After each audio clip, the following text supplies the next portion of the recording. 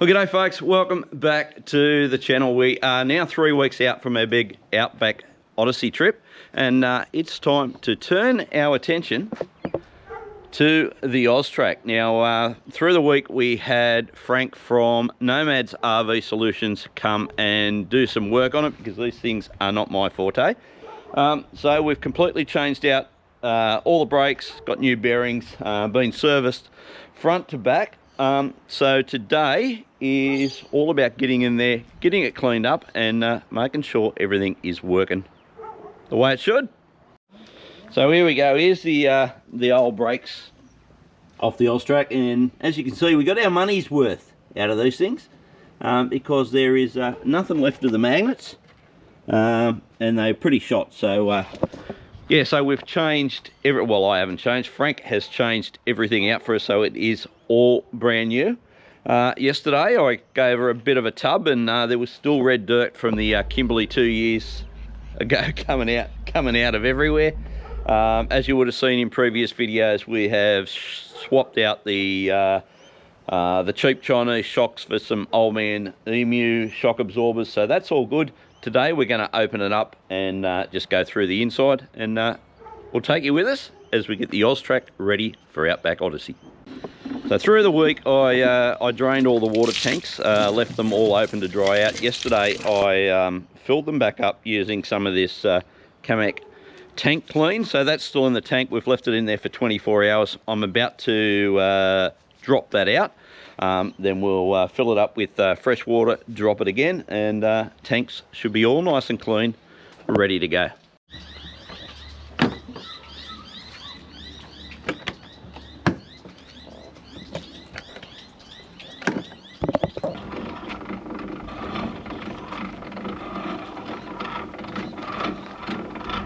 Just put it back over the roller bar.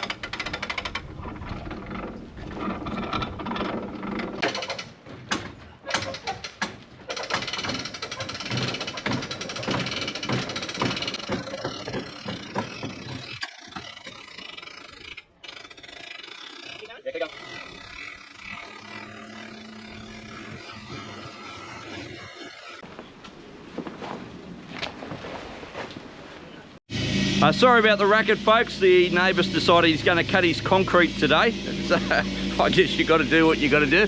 But we're just having a look at the inside now, and yeah, the Austrack comes with a whole heap of cushions to turn the dining into a second bed, which is something that we don't use. So what we're going to do, Dale, we're going to get rid of some of these cushions, yeah? We are. We're going to get rid of a lot of these cushions, because it's going to give us more room for this awning, for all this canvas to come down on. Yeah, so it takes up a fair bit of room, all the cushions, and obviously when it all folds up. So we've got all these bits here.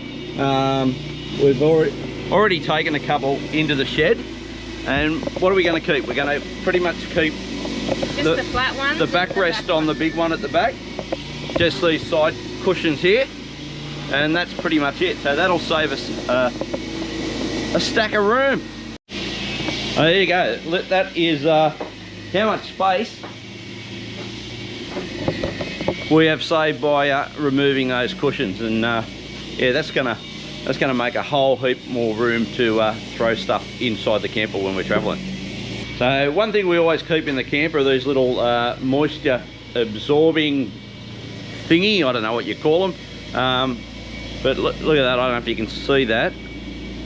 Oop, I don't know if you can see that. That is absolutely chock-a-block. So yeah, we'll bin this one, and we'll get ourselves a couple of new ones to go into, but they're worthwhile putting in there, because you can see from that they absorb a heck of a lot of moisture, and particularly when you've got canvas that might be a little bit damp or whatever when you pack it up, even though we do always try to set the camper up when we get home and let it dry out.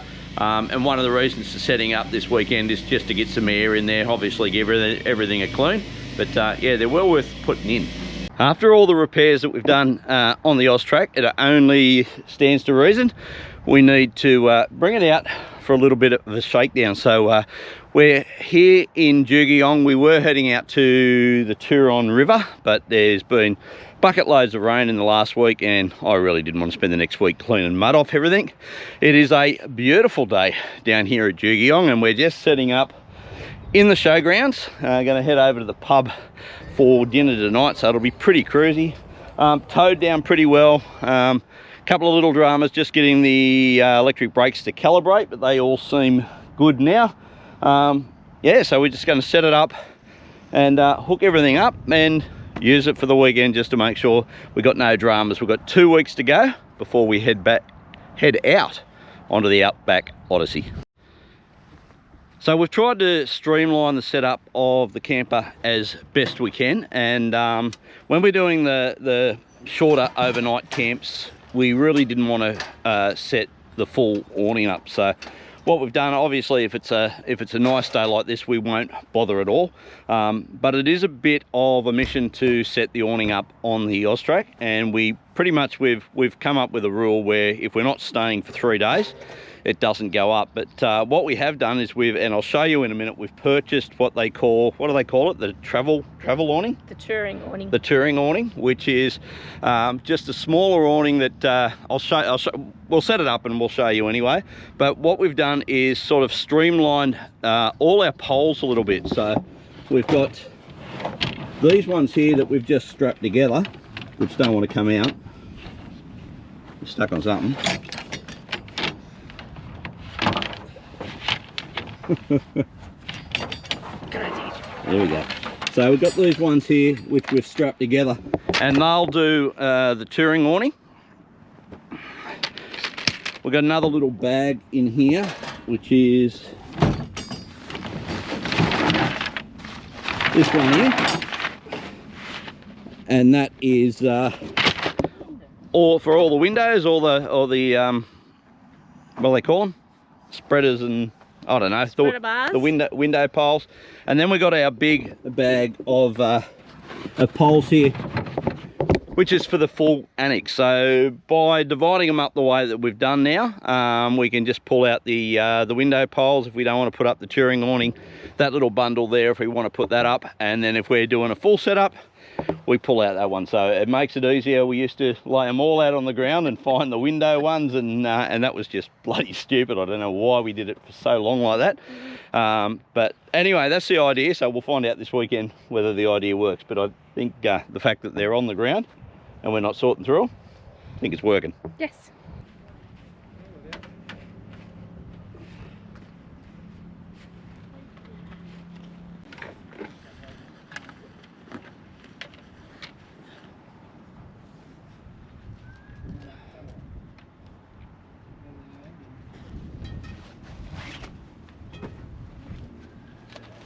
Velcro.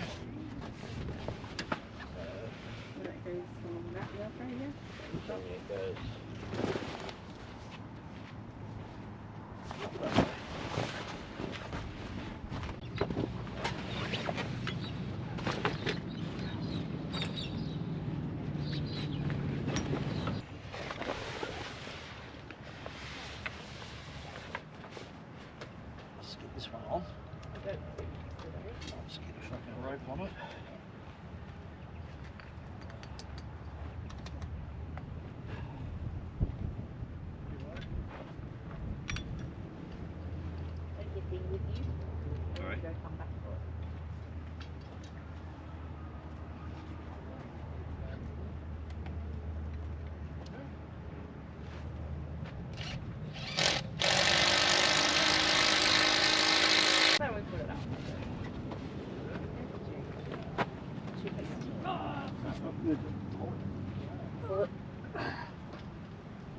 Well, it is up. Come over here, out of the sun, so everyone can see you. Verdict on the touring awning. It was our first time, but it was a bit weird. It was a bit fiddly. There's hooks to keep the tarp on, but they're on.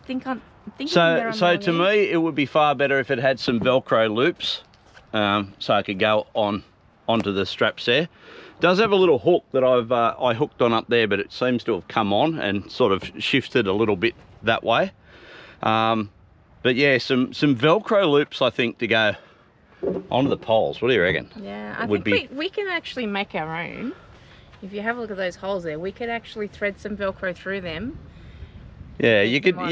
I suppose you can tie on through here, put some sort of loop around it. But in my humble opinion, Austrack, make your products fit for purpose, because there's nothing other than the guy ropes over here keeping the canvas on top of the frame, and that's pretty ordinary, don't you reckon? Yeah. So anyway, it was definitely easier than putting up the full awning. I'm going to drop a little clip in showing us putting up the full setup, and it's pretty involved. Look, this gives us cover over the door. I do need to, next time we do it, make sure it's over the door, because we've got a fair bit sort of hanging there. So that's probably more we didn't put it in exactly the right spot, I reckon. Yeah.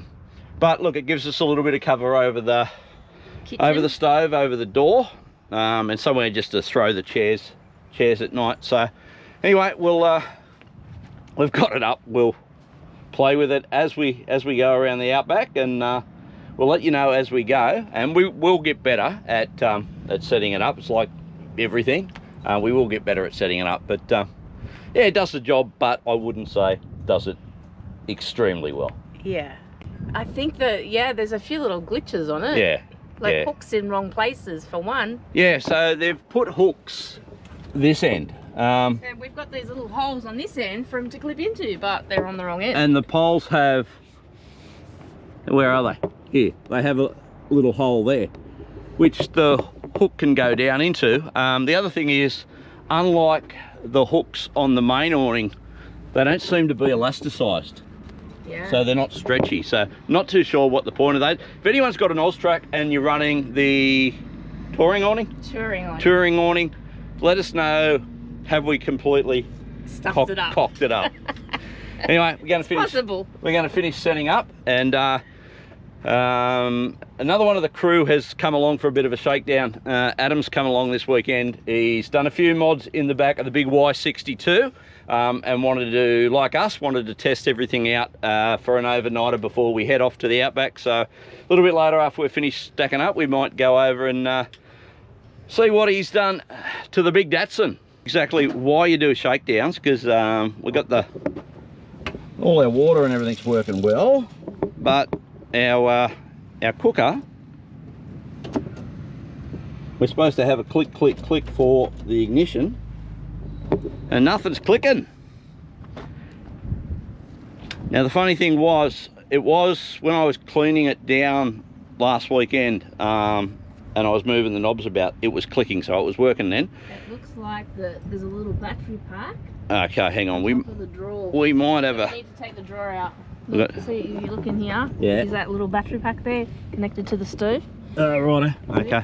Might be a flat battery. Let's have a look. There's no battery in it. Is that meant to have a battery? What is that? Yeah. So where's the battery gone? The battery. Right there. It's in the drawer. Oh, look at that. Our battery fell out in the drawer. That might explain it. Where's the battery in the lid?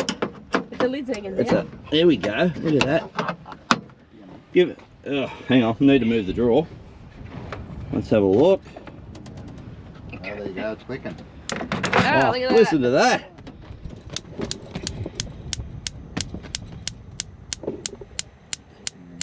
Be good if we had fire.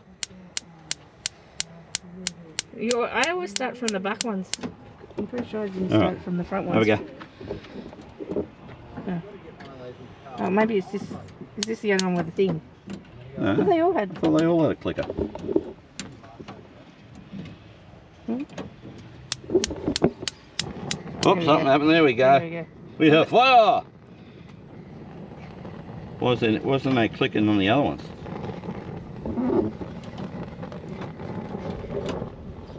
Ah, well, we'll work it out. It's working, which means the gas is coming through. We're just got to work out the ignitions now. Yeah, so this is something I didn't expect. The shakedown was for the Austrack, but looks like we've got an issue with the battery in the D-Max. I just noticed. I don't know if you can see that in there. It's probably all doing flashy things because it's LED, but it's sitting at 12.8, which is for a lithium not ideal. Just pulled it up on the Fusion app and the battery's sitting at 9%, which is bizarre because we've just done a 3.5 hour rundown to get the Jugi on. I disconnected the trailer thinking it might be something there, and I had the car running for about 10 minutes and no charge seems to be going in.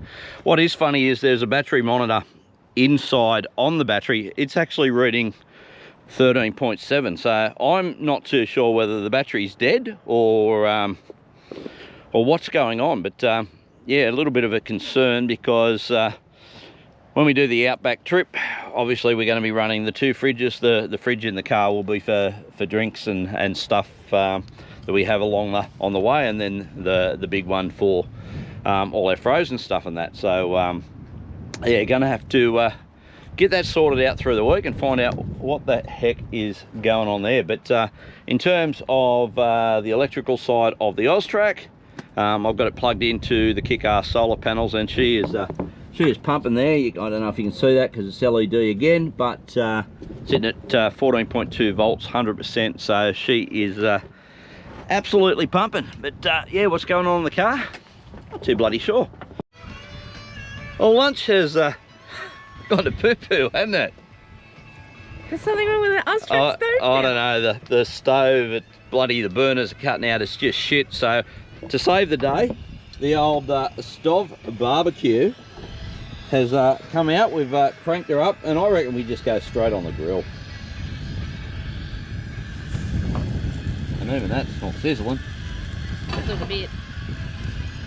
There we go. See how that goes. See how it goes. The old stove barbecue flat pack, saving the day. Cooking where the Austrack can't. Well, this Austrack touring awning is not good in the wind. Working a treat. Automatic sunroof's kicked in again. Can I get a hand here to hold on to that for a second? Yeah, thank you. Slap in the face. Ugh. This thing's shit. Oh. A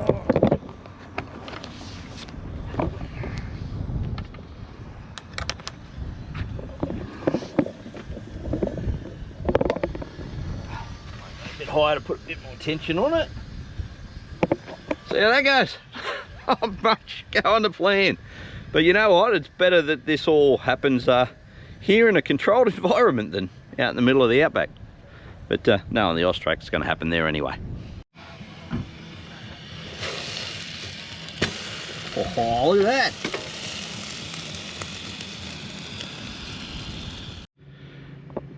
Well, it's morning time in beautiful Jugi. It's a cracking day. A bit of fog this morning, but went over to the long track pantry and had some brekkie. Camper seems to be all going well. It's actually, in terms of electricals, going fantastic, but the car, we see that we're still having a drama, but now it is charging, so it's taking a little bit of input from the solar. I'm about to just give old Izzy a kick in the guts and see if with the motor running whether it starts to put any charge in. So not really sure what happened there, but we had all those dramas with the burners yesterday and the ignitions, and then I got up to make a coffee this morning, and look at this.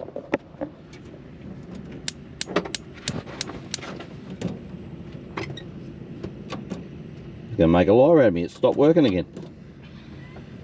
Oh, come on, come on. Seriously, this morning I got up to make a coffee.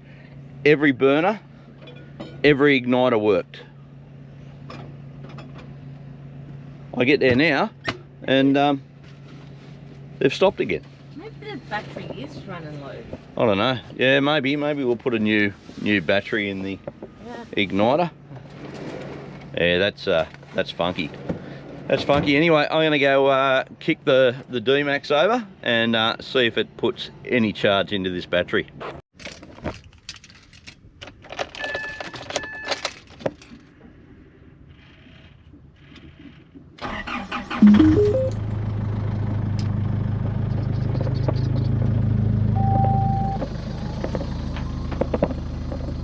Still sitting at 12.8.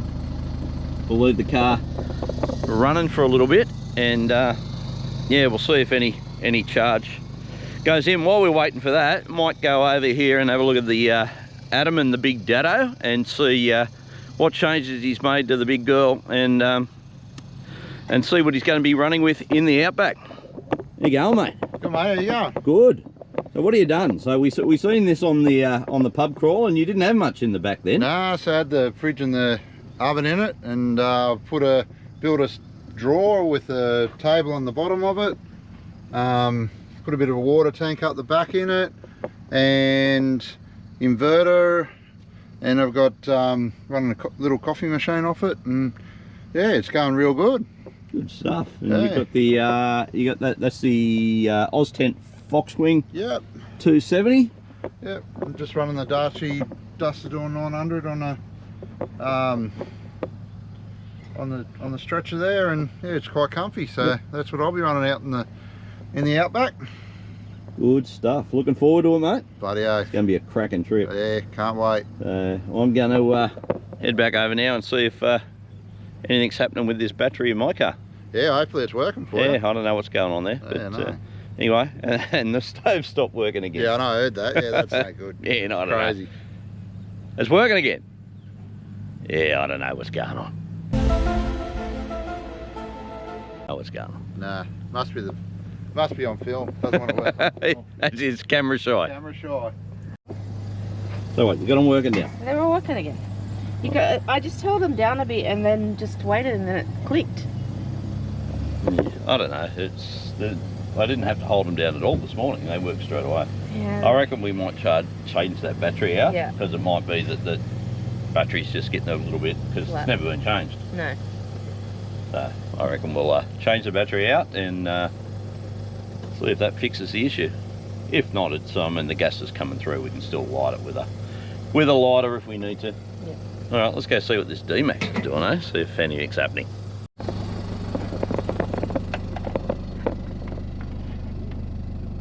Look at that. So it appears to be charging now. So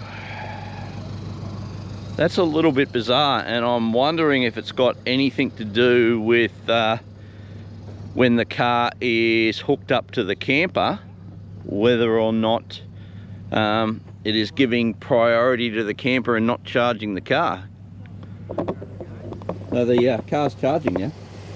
But you took it off yesterday, off the camper, and it still did nothing. It still went down. You disconnected the camper yesterday, Yes, I did. and nothing happened.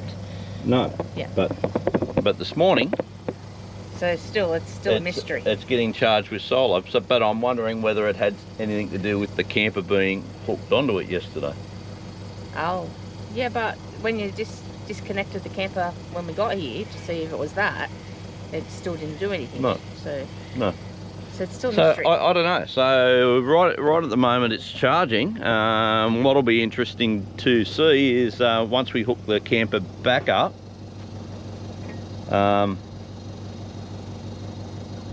as to whether it keeps charging. So yeah, look at that. So it's charging and at 13.42, and the battery's back up to 5%. So it's certainly doing what it should be doing now. Yeah, I am puzzled. I don't know whether to leave the trailer disconnected on the drive home and see if it charges up, or to plug it back in and see if it stops charging, because we've got a bit of an issue if when we're driving it'll only charge the camper and not the car. So anyway, this is why you do shakedowns. Well guys, I reckon we are gonna wrap that up. A few little niggly things that we need to sort out, the battery on the car, and work out what the hell is going on with those burners. Other than that, the camper, everything on the camper is working other than the stove. The brakes are all working. The charging system's good. Neen bought some new pillows. Oh my god, they were just shit. So couple of new pillows for the camper, and we're going to spend some money on these ones and get some good ones. Yeah, well, I mean, the Tontine ones. Is it Tontine? Tontine? I don't know. Yeah, Ton shit. Yeah. Ton shit. Anyway, that's not an Austrack problem. It's one of the very few problems we have that's not an Austrack problem. Actually, most of the problems we got at the moment aren't Austrack problems. Anyway, we're going to wrap it up. You know the drill, guys. If you like what we do, smash that subscribe button, and we will catch you somewhere on the next episode of We Went That Away Adventures. Cheers, guys.